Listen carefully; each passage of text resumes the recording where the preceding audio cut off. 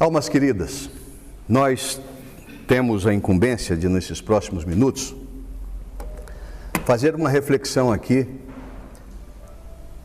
sobre os desafios da mediunidade com Jesus. Eu queria que vocês me ajudassem na sintonia para que nós pudéssemos fazer com que essa mensagem possa trazer aos encarnados e aos desencarnados o esclarecimento que nós necessitamos, o alento que nós necessitamos e, acima de tudo, o encorajamento que nós necessitamos, né? E o tema mediunidade, desde sempre, ele fez parte da humanidade. Porque Jesus, como o governador espiritual da Terra, nesses 4,5 bilhões de anos,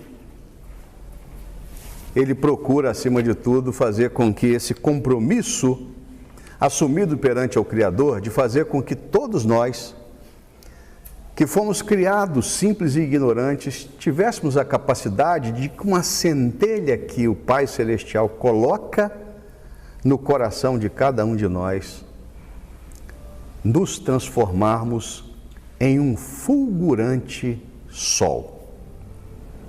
Para isso, com as humanidades que foram criadas nesse plano, desde sempre a misericórdia divina fez com que viessem outras inteligências um pouco mais desenvolvidas do que nós, para dar-nos o norte a seguir. Então, se nós formos nos escritos, manuscritos, desenhos rupestres da época do início da civilização, lá nós já registramos que, de certa forma, existia um temor a algo que nós, enquanto humanidade, não entendíamos ainda. Mas para que a gente contextualize o assunto, lá no Código dos Vedas, né, da nossa querida Índia, há mais ou menos 5.800 anos atrás, nós já tínhamos um fato interessante.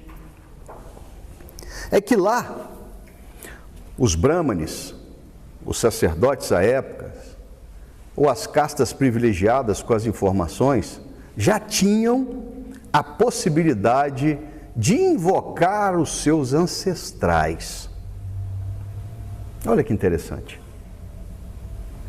E durante o transcorrer de toda a história, nós temos registros em que essa possibilidade de fazer a confirmação de uma vida extracorpórea que nós não temos a capacidade de ver, ela seja efetiva.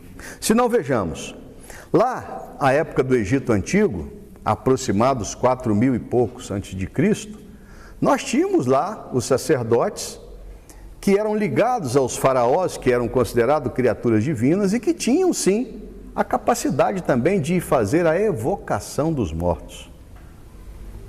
E a certeza dessa vida era tal que aqueles que buscavam assessorar o faraó depois do seu estágio na vida física, buscavam colocar nas suas urnas mortuárias os seus pertences para uma outra vida.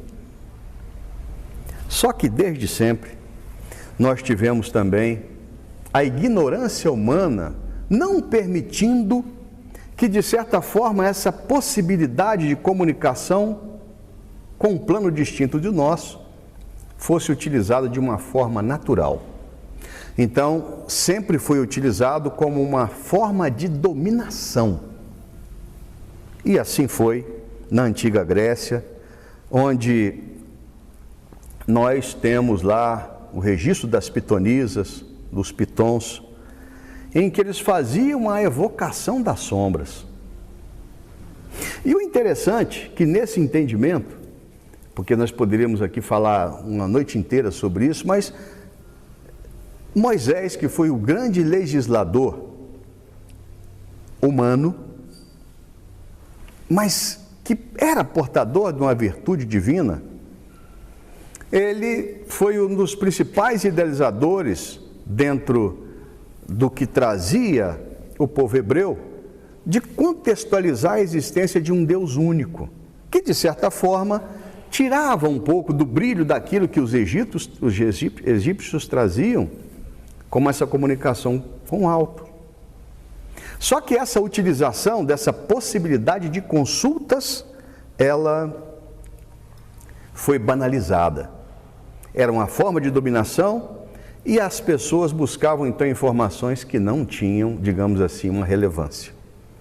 Tanto é que no capítulo 19 do livro Deuteronômio, Moisés proíbe a invocação dos mortos. E diz o livro que entre nós ninguém use de sortilégio e de encantamentos, nem interrogue os mortos para saber a verdade. Ora, isso aqui, acima de tudo, já que está se proibindo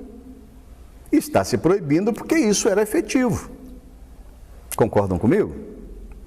Mas desde sempre, nós tivemos então essa busca da humanidade terrena por essas informações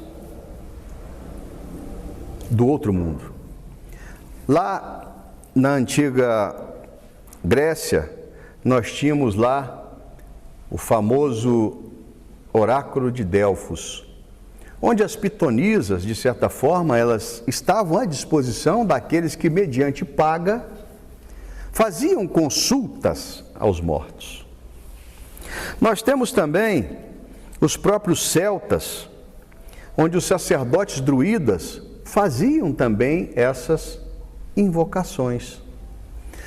Mas repara que em todas elas, existe a necessidade de um intermediário. E esse é o ponto, então, que nós começamos a avançar na nossa reflexão. A Bíblia Sagrada, que foi a partir do ano 340, concebida como nós conhecemos hoje, ela é riquíssima de fatos que relatam a existência da vida extracorpórea e, acima de tudo, dá-nos notícia dessas comunicações. Por exemplo, no livro de Daniel, onde ele fala de um banquete ritualístico em que o rei, durante uma invocação que ele fez, a mão de repente surge em uma parede e essa mão escreve algumas notícias lá do outro lado. Para falar apenas de uma.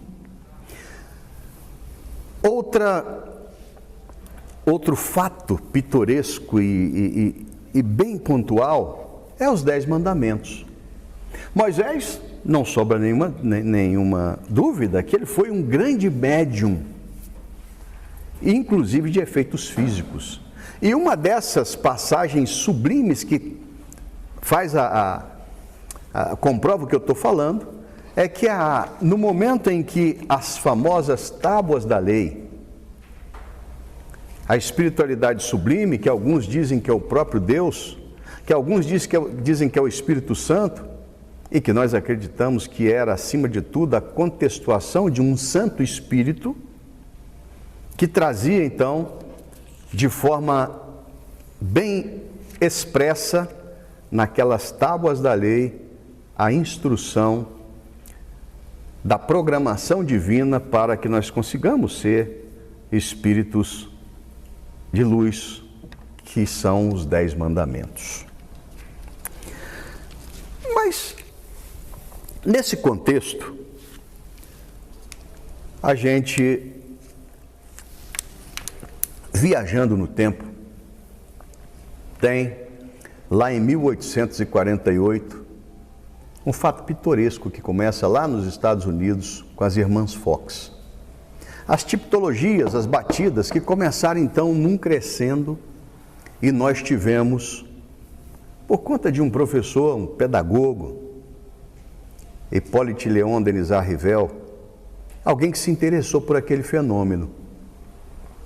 E aí, ele consegue trazer, dentro dessa contextualização, em que algumas criaturas se sentiam como donas de verdades e se sentiam privilegiadas pela comunicação do outro lado, ele fez a diferença. Primeiro, ele tirou aquilo que era maravilhoso, trazidos pelas religiões, como algo absolutamente normal. Aquilo que era trazido como milagres, ele relata como algo que faz parte da lei natural divina, e que não era nada disso. E, logicamente, confronta com as religiões, principalmente a religião católica, que à época traziam as ditas verdades de Deus. Então, em 18 de abril de 1857, quando ele traz a primeira versão de O Livro dos Espíritos, ele contextualiza que esses espíritos eram criaturas de Deus, que trazendo o espírito crístico de amorosidade, trazia-nos exatamente aquilo que Jesus nos dizia, o Consolador prometido. O que seria ele? Um espírito que nada mais é do que uma comunhão de energias refletidas do governador espiritual da terra, Jesus, trazidas direto do nosso Pai Celestial. Porque essa novidade trazida por ele, Fernanda, dava conta de que a morte não existe. Que nós apenas, temporariamente revestidos de um corpo de matéria, vivenciamos uma experiência humana, mas nós somos espíritos eternos, não pertencemos aqui. E esse foi o primeiro aspecto a se considerar. Porque para ser o portador dessas verdades, Kardec não tinha uma mediunidade, ele não se constituiu num médium, mas ele conseguiu identificar as pessoas que tinham a capacidade de fazer de uma forma inicialmente simples, de uma escrita, a uma forma mais evoluída de uma comunicação oral. E essa concepção trazia na sua síntese a possibilidade da reencarnação. À época de Kardec, nós tivemos pelo menos uns 70 pensadores que eram espíritos ligados a Jesus, que teriam a capacidade de trazer isso. Qual a diferença? Muitos deles, e eu poderia citar aqui vários, Camille Flammarion, William Crookes e tantos outros, eles contextualizaram que existia a vida extracorpórea, mas Kardec foi além. Por que ele foi além? Existem espíritos e espíritos. Existem os felizes, mas tem os que sofrem. E aí entra, então, a pedagogia de amor de Kardec, contextualizando a mediunidade.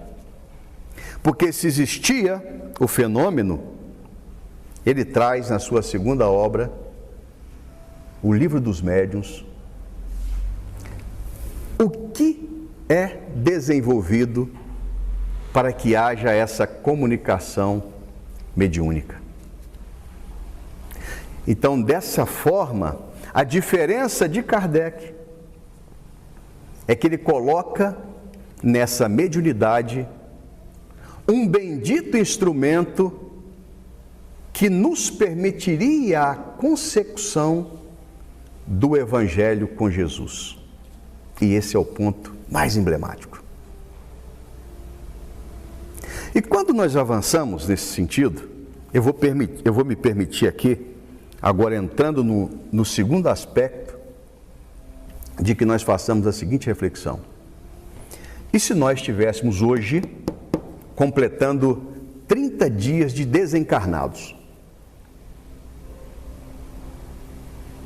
e viéssemos aqui nessa casa procurando uma forma de trazermos um registro disso. Será que eu conseguiria achar um instrumento para isso? Ou seja, eu teria a capacidade de me ligar energicamente a algum médium que registrasse a minha presença e, sobretudo, pudesse trazer o meu sentimento? Vamos guardar essa reflexão, que vamos precisar dela no final. Então, aí tem o principal ponto. Então, a época de Kardec, dessa amorosidade que ele trazia, da promessa de Jesus, do Consolador prometido, ele trazia algumas pessoas que tinham a concepção e o entendimento de fazer com que esses relatos da espiritualidade pudesse trazer aos que estão aqui agora encarnados, acima de tudo, uma esperança de experimentar dias melhores. E esse é o ponto principal. Porque a mediunidade com Jesus, ela necessariamente tem que alterar a frequência em que nós vibramos. E os medianeiros se esquecem, nós nos esquecemos às vezes, desse detalhe. Diga-me o que tu sentes, que eu te direi quem te acompanha. E para o exercício da mediunidade com Jesus, nós temos algumas necessidades. E principalmente entendendo que a mediunidade não se constitui numa bendita dádiva de Deus somente. Ela se transveste de uma possibilidade. Eu vou explicar melhor.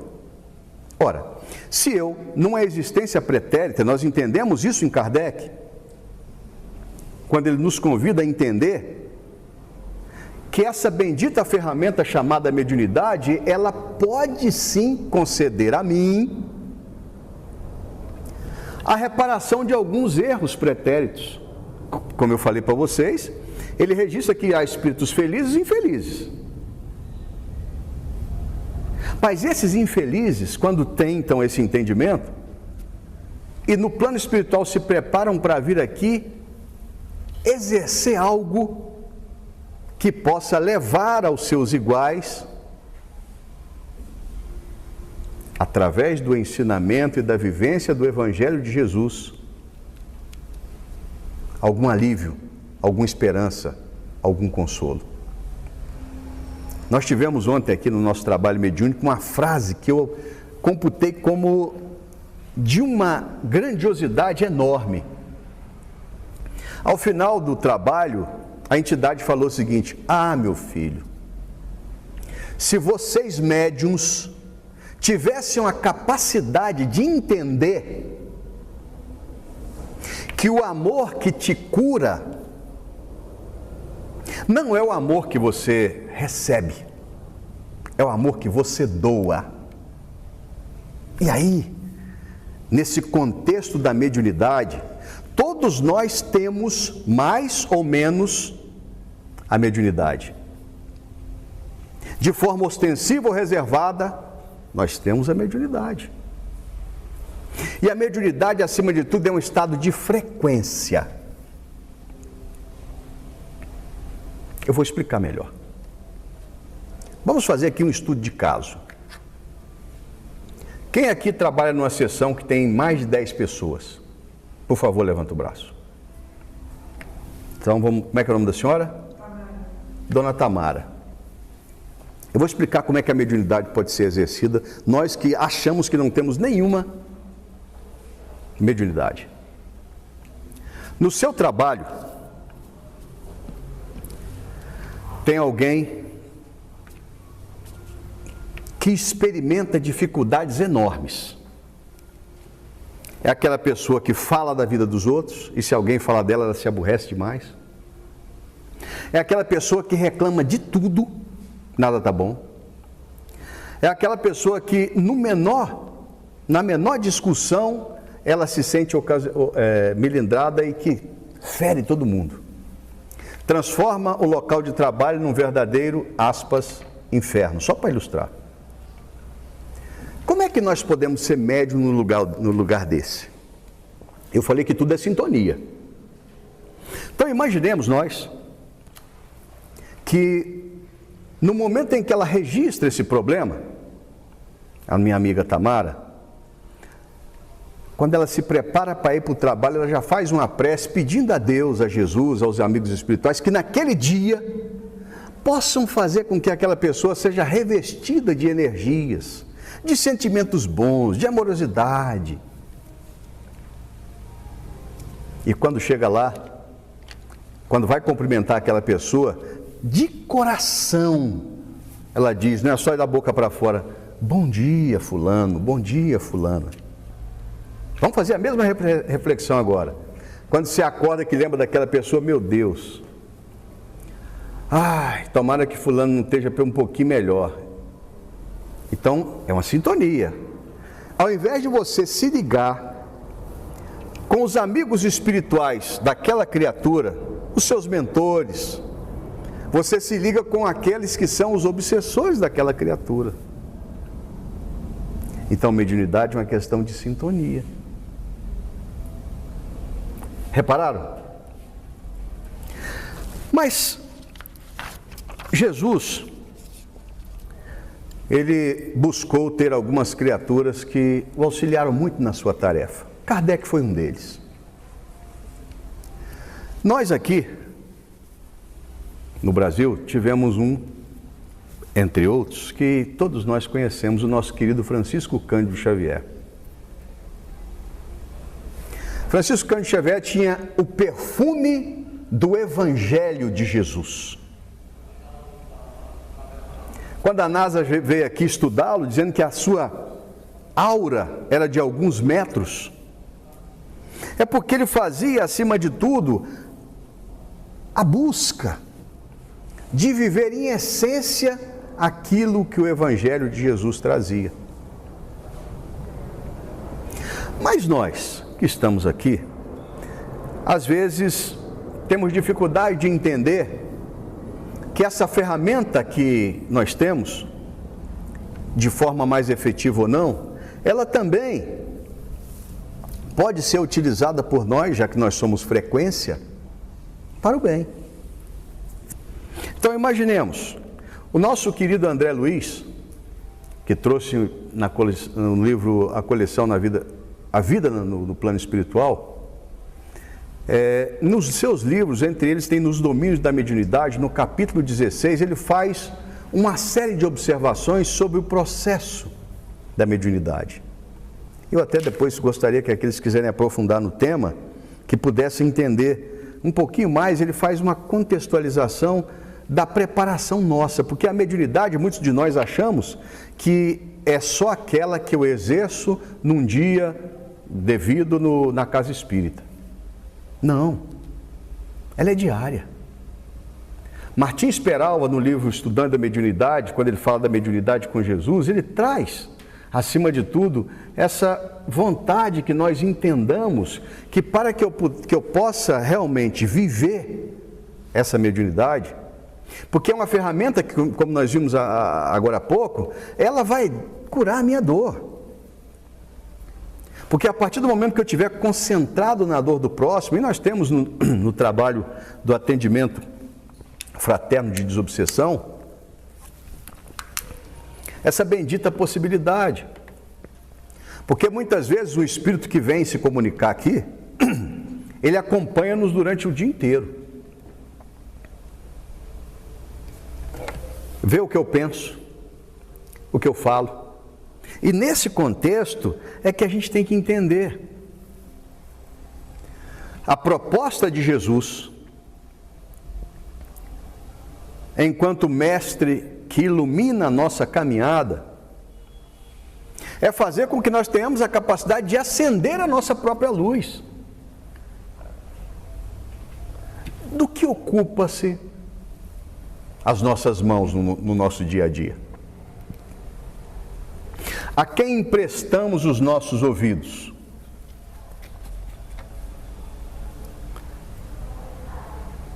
O que fala a nossa boca?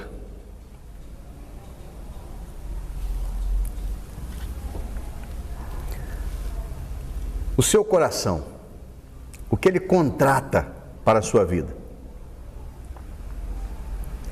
Então, nessa concepção do Evangelho com Jesus, nós temos aqui no livro chamado Emmanuel, que foi uma obra que Francisco Cândido Xavier, em homenagem ao seu mentor, nos trouxe. Tem um capítulo que fala aqui sobre a mediunidade com Jesus. Ele traz aqui uma mensagem aos médiuns. E ele diz que uma das principais ferramentas para que nós possamos realmente vencer nesse propósito que estamos hoje aqui é fazer a vigilância de nós mesmos. Então ele faz uma leitura, uma releitura daquela sublime advertência de Jesus para que nós orássemos e vigiássemos. E essa vigilância significa o seguinte: ora, para que eu possa me constituir numa ferramenta útil da espiritualidade, para onde eu passar eu poder levar consolo, conforto, que eu possa pensar a dor do outro para que a minha possa ser minorada, como proposta sublime. No livro da Esperança, também trazido pelo nosso irmão Chico, na instrução sempre lúcida do nosso Emmanuel, ele traz aqui o Evangelho segundo o Espiritismo no seu capítulo 19, no item 10. Eu vou me permitir ler só um pedacinho aqui. Se, porém, desviam do objetivo a providencial e preciosa faculdade que lhes foi concedida, se a empregam-na em coisas fúteis ou prejudiciais, se a colocam a serviço dos interesses mundanos, ao invés de frutos sazonados, dão maus frutos. Se recusam a utilizá-los em benefício dos outros, ou se nenhum proveito tiram dela no sentido de se aperfeiçoarem, são comparáveis à figueira seca. Porque esse entendimento dessa bendita mediunidade é exatamente esse. Que tipo de fruto tem produzido essas ferramentas? O nosso irmão Carlos Bacelli tem uma obra vastíssima da psicografia e alguns livros do espírito chamado Inácio Ferreira. E tem uma das obras chamada Hospital dos Médiuns, que ele nos dá um relato dos nossos irmãos e irmãs que estão desencarnando mal. Porque não nos iludamos. A pergunta que nos será feita quando retornarmos ao plano espiritual é o seguinte: o que fizestes das possibilidades que lhes foram apresentadas? Porque esse é o principal problema. Nós ainda não entendemos que esse instrumento que nos permite conectarmos a esses espíritos que já têm luz e fazer com que essa luz reflita através de nós, para iluminar essa caminhada dos irmãos que ainda experimentam essas dificuldades. E dentro desse entendimento, nós refletimos essas luzes de que forma? Falávamos nós, se tivéssemos desencarnado e tivéssemos aqui procurando um médium para trazer, pelo menos, alguma notícia nossa. O que seria de nós se acompanhássemos um médium desse um dia e pudéssemos constatar que no ambiente doméstico essa pessoa é uma verdadeira tirana ou tirano? Que esse médium utiliza a sua palavra não para confortar ou consolar, mas para distribuir em verdades. Se ao invés de perdoar alguém, ele busca fazer pesados julgamentos das pessoas que convivem com ele. Mas vamos pensar mais. Nós, como espíritos desencarnados, E o universo não dá saltos.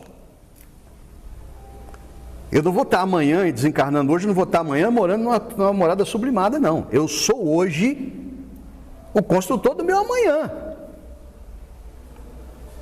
Então imaginemos eu, o espírito, experimentando aí uma depressão, pela frustração de não ter encontrado o céu, o paraíso, e sim uma vivência muito difícil naquilo que eu construí. Poder experimentar dos meus familiares que aqui ficaram pesados julgamentos por aquilo que eu deveria ter feito e não fiz. Então imaginemos eu, o espírito desencarnado, quando me ligo a alguém encarnado, vem aqui para um tratamento e um médium que impõe as suas mãos sobre mim é exatamente um que carrega todas as piores energias no seu dia a dia.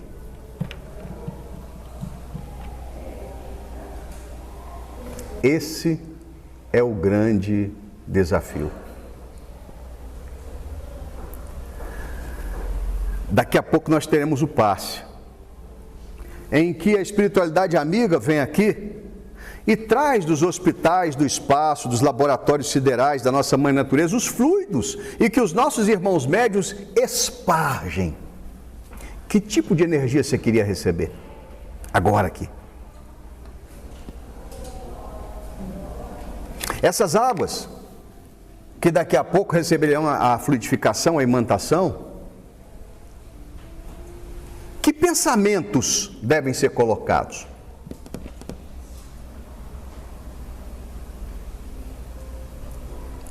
Então a proposta da mediunidade com Jesus é exatamente essa. É sempre me reconhecer como um doente. E que a forma de fazer com que a minha cura seja efetiva é que eu tenha a capacidade de curar aqueles que estão em piores condições do que eu. E eu vou me permitir parafrasear a entidade novamente.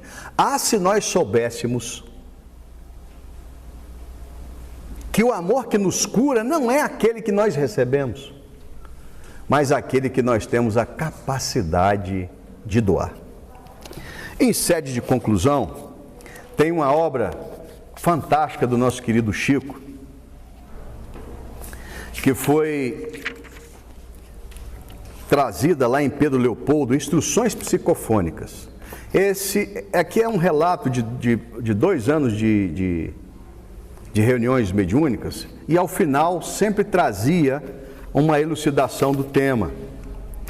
Esse título, dito Sessões Mediúnicas, André Luiz, espírito, traz 10 questões que aqueles que buscam o exercício da mediunidade, lembrando que todos nós somos médiuns, em maior ou menor grau, o pensamento que você reflete em desfavor de alguém é um fluido que você projeta e que vai voltar na mesma intensidade para você. Mas vamos lá, André Luiz diz o seguinte: amigos, cooperando de algum modo em nossas tarefas, registraremos hoje algumas notas que supomos de real interesse para as nossas sessões mediúnicas. Quais sejam? Primeiro, acenda a luz do amor e da oração no próprio espírito, se você quiser ser útil. Segundo, receba a visita do companheiro extraviado nas sombras, nele abraçando com sinceridade como seu irmão do caminho. Não exponha as chagas do comunicante infeliz à curiosidade pública. Então, aquilo que acontece numa sessão mediúnica, ela é passível de ficar só ali. Quarto, não condene nem se encolerize. Lembremos que nos momentos em que nós nos irritamos, nós estamos a produzir fluidos maléficos para nosso próprio uso. Quinto, não critique nem fira. Sexto, não fale da morte ao espírito que a desconhece. Sétimo, converse com precisão e carinho, substituindo as preciosas divagações e o longo discurso pelo sentimento de pura fraternidade. Onde quer que estejamos, nós podemos fazer uso disso, com tranquilidade. Não esqueça que a distância, o equilíbrio, a paz e a alegria de alguém que sofre deve ser sempre substituída por nós como algo que seja útil a essa criatura. Mas a mediunidade com Jesus, acima de tudo, é isso. Que nós tenhamos a capacidade de entender que Ele, enquanto difusor do amor divino para toda a humanidade, que utiliza-se em nós, no nosso cotidiano, como uma ferramenta para a disseminação do bem. E como temos a capacidade de entender que o meu maior advogado, onde quer que eu me encontre, é o bem que eu deixo dos meus passos por onde eu ando. Que a misericórdia de Jesus possa ser com cada um de nós e que nós saiamos daqui com a confiança maior de que se nós não formos ainda hoje bons como médiuns, porque o bom médium não é aquele que tem a capacidade mediúnica, porque quanto maior a ferramenta, maior a responsabilidade. O bom médium é aquele que carrega a bonomia no seu coração.